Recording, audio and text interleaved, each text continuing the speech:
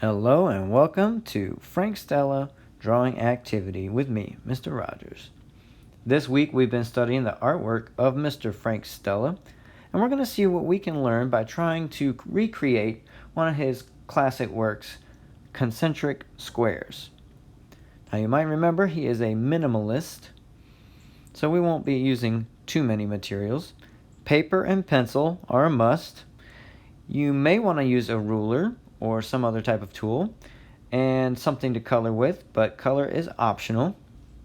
So go ahead and collect your materials, pause the video until you're ready, and then meet me back here. Now, don't underestimate this project. It may look simple, but it can get kind of tricky. So here's the first step. I start with my smallest square in the middle of my paper. Then I use those 4 dots method to make my larger outer square. See how it's kind of far away from my first square. Then my third square is going to be close in. Here's a replay. Close inner square. Then it starts over. I'm going to have my bigger outer square.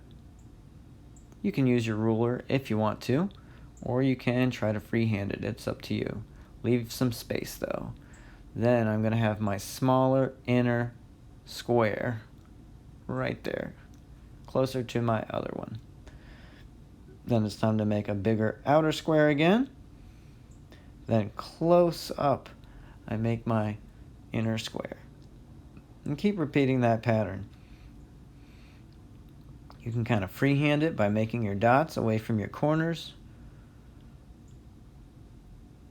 Or you can use your ruler. Outer square. Small inner square.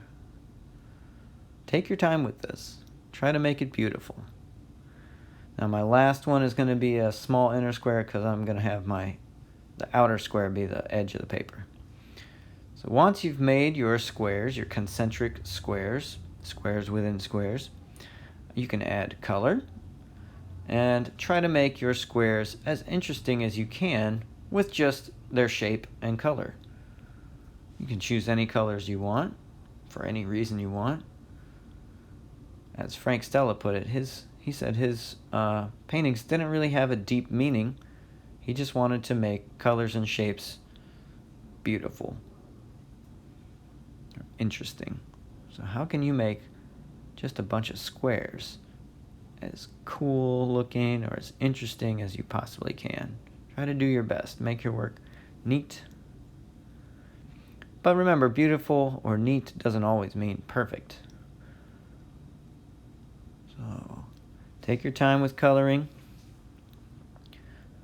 If you have colors, I'm using color pencils here, but of course you can use whatever you've got. Color pencils work pretty good for this. If you don't have color pencils, you can just use your pencil. Make sure you get some different values. Or if you have dark paper and light color pencils or chalk, you can try putting white lines or light colored lines on dark paper. That's all for now. Don't forget to like and subscribe, and I'll see you in the next video.